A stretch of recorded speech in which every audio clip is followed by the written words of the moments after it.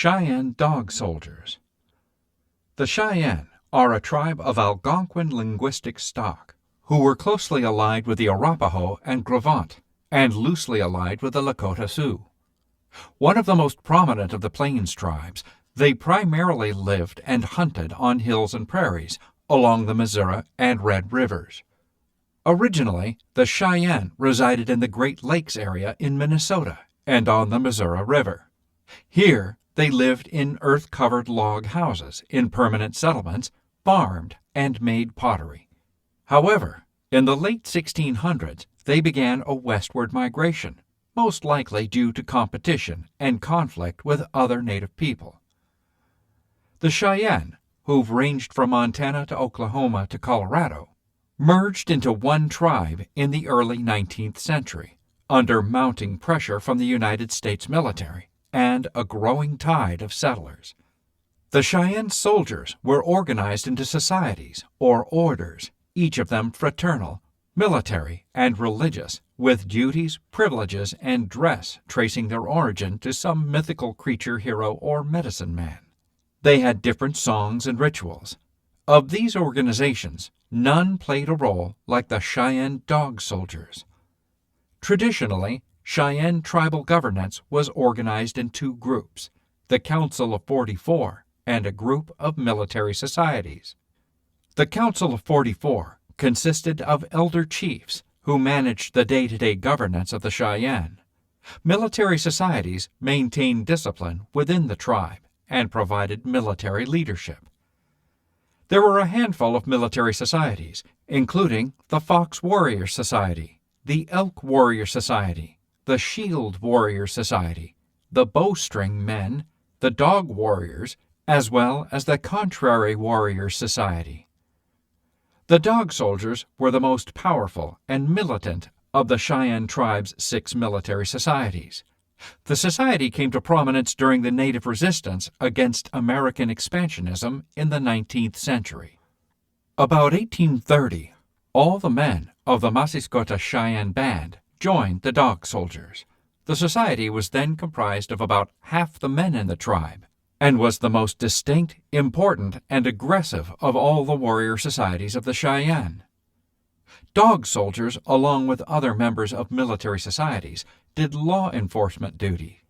They had charge of the tribal buffalo hunt and saw to it that the rules governing the hunt were observed and that all men had an equal chance to meet. They prevented any individual hunting until after the needs of the camp had been supplied.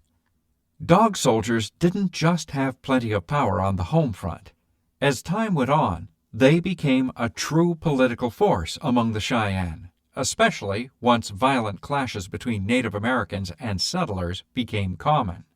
Members of the Dog Warrior Society represented a hard stance against the westward expansion of non-natives into their territories. They resisted attempts to sign treaties with the U.S. government.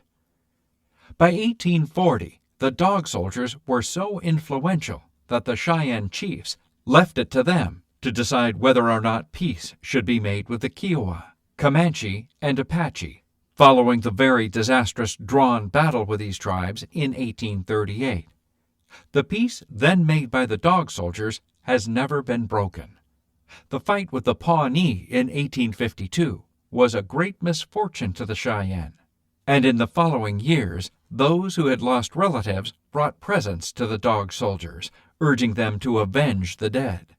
Accordingly, the Dog Soldiers led a campaign against the Pawnee, but, finding them reinforced by a number of Potawatomi, equipped with firearms, were forced to withdraw.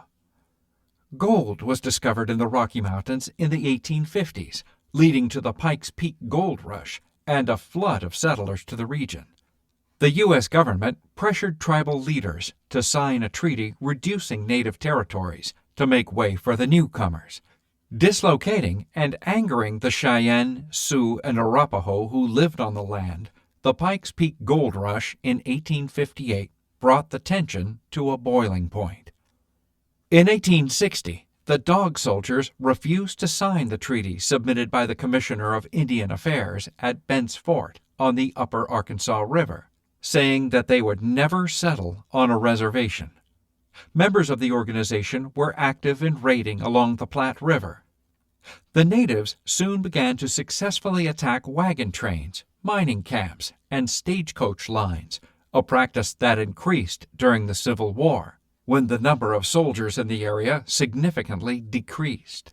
This led to what became known as the Colorado War of 1863 to 1865.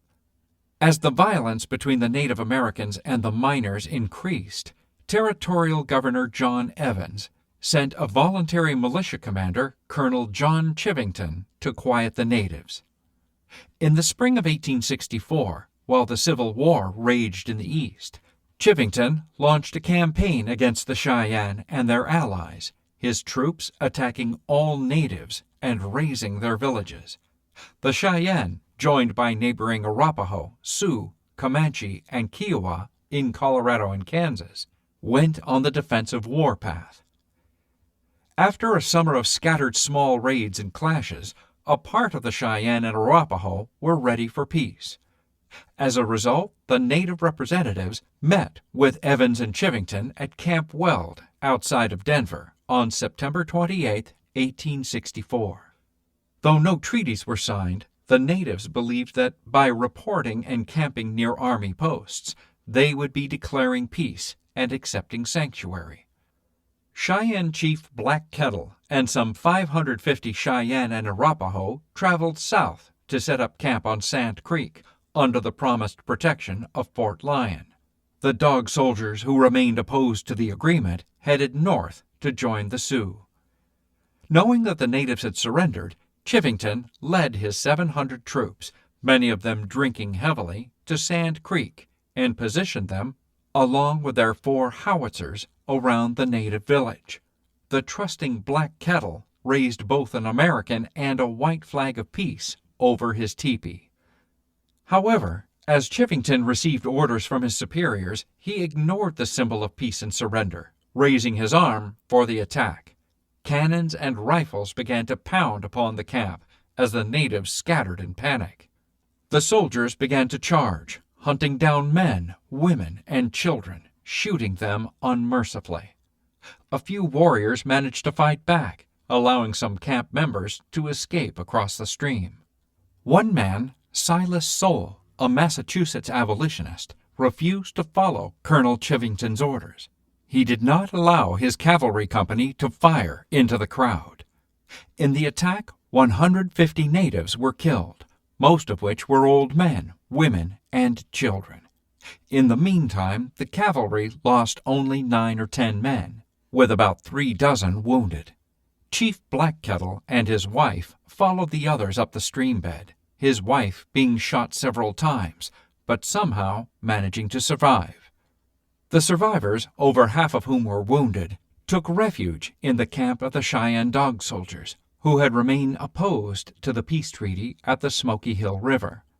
Many natives joined the Dog soldiers, deciding there could be no successful negotiations with the U.S. and waging war.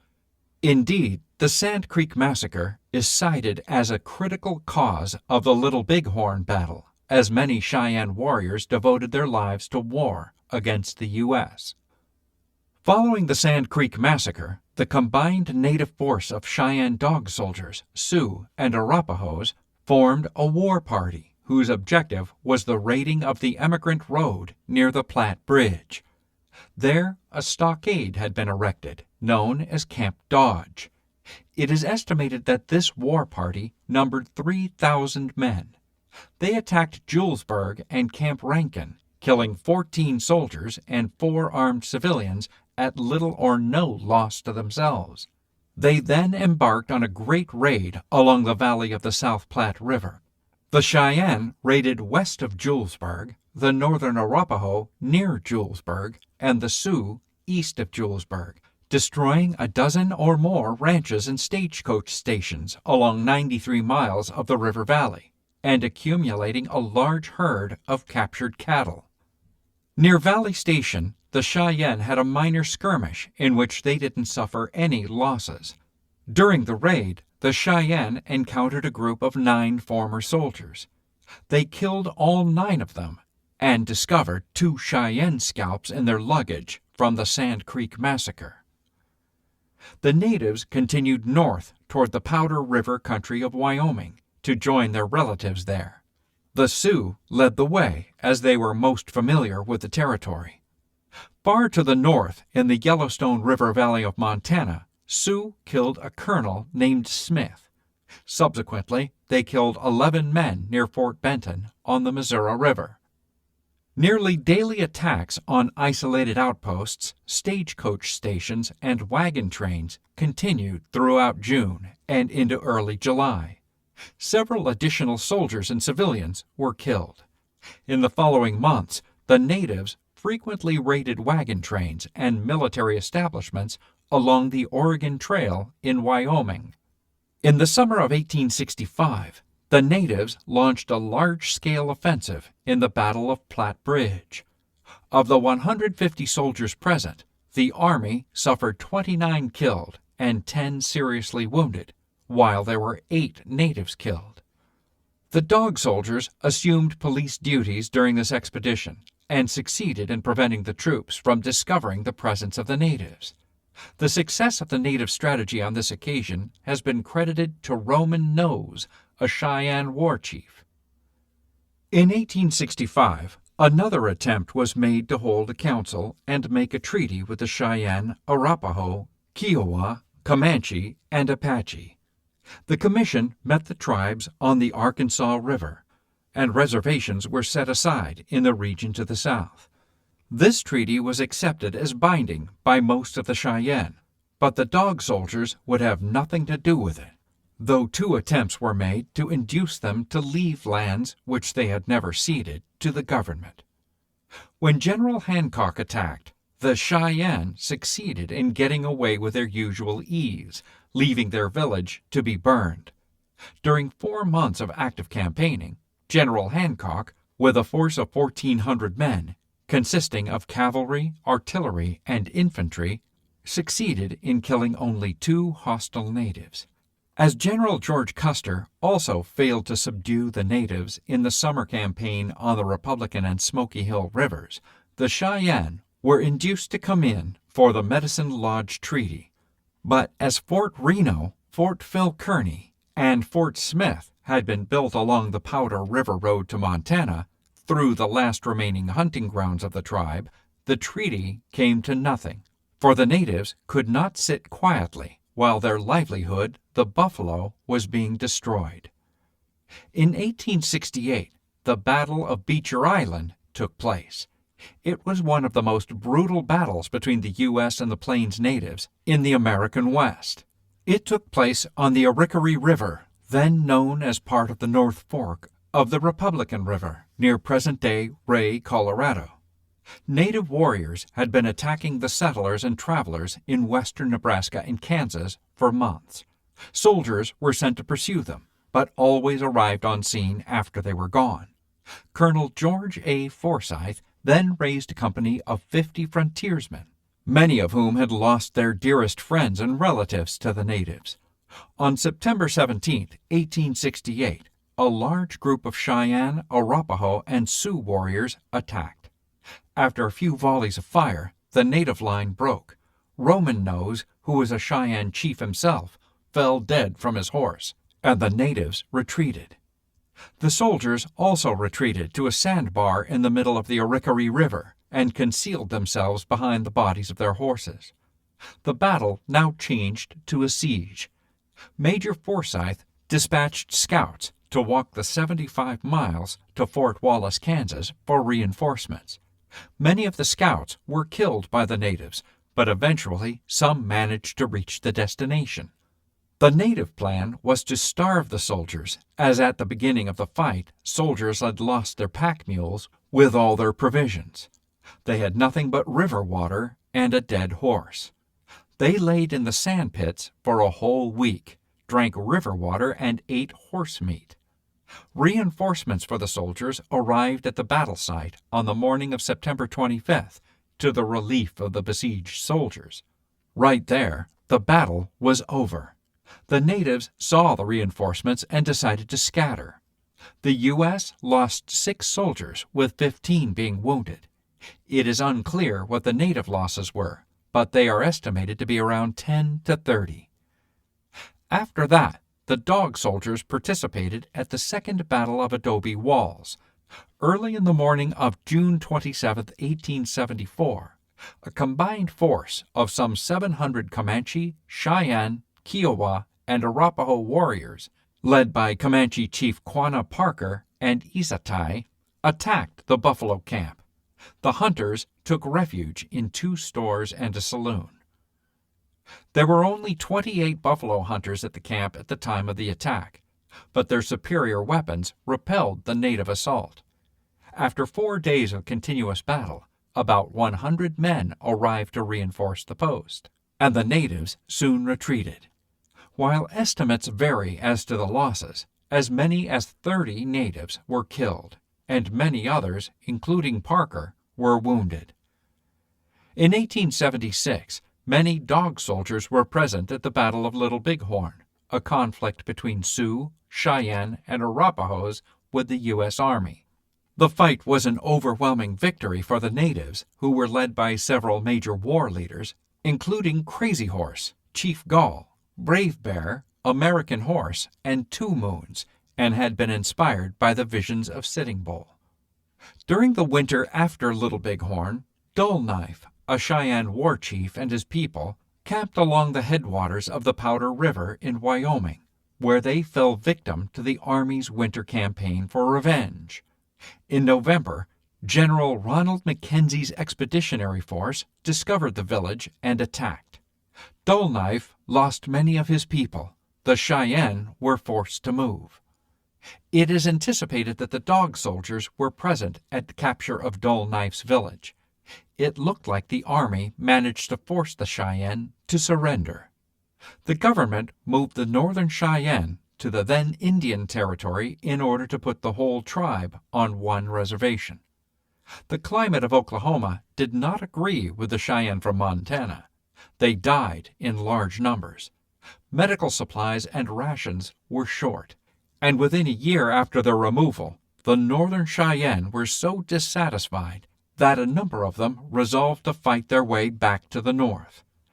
Tanglehair, head chief of the dog soldiers, was one of those who fled to the north, but the real leader of the expedition was Little Wolf. Tanglehair and a number of the dog soldiers had split off from the main party and followed Dull Knife. They fled the reservation, moved northward into Kansas, and on September 17, 1878, attacked the cattle camps south of Fort Dodge, where they killed several settlers and drove off some of the cattle. On the afternoon of September 27, 1878, Colonel Lewis and his troops advanced on the tribe from the southwest. The Cheyenne fought the advancing soldiers. Lieutenant Colonel William H. Lewis was wounded in the thigh, and one warrior was killed. The Army retreated, and the following day Lewis died of his wounds. On September 30th, the Cheyenne appeared in Decatur County near Oberlin, Kansas. A number of men volunteered to defend the area. One company came in contact with the Cheyenne. A running fight of several miles followed, in which one Cheyenne was killed and several others were wounded. Altogether, 17 volunteers were killed. After a couple of fights with the soldiers and volunteers, the Cheyenne decided to divide at Running Water. Dull Knife and his band went toward Red Cloud Agency. He was near Fort Robinson when he surrendered.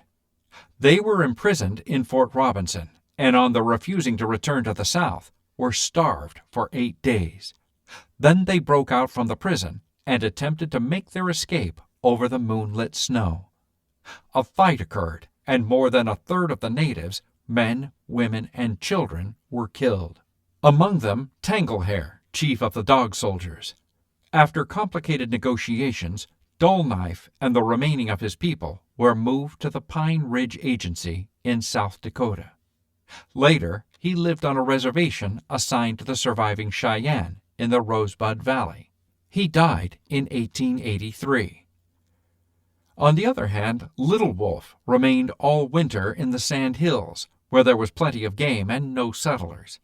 Later, he went to Montana and then to Pine Ridge, where he and his people remained in peace until they were removed to Lame Deer, Montana, and there spent the remainder of his days. The result of the Northern Cheyenne escape is that a part of them successfully reached their destination and remained there about a year, but were forced to surrender. The Northern Cheyenne Indian Reservation was established in southeastern Montana near the Black Hills, and they were never forced to return.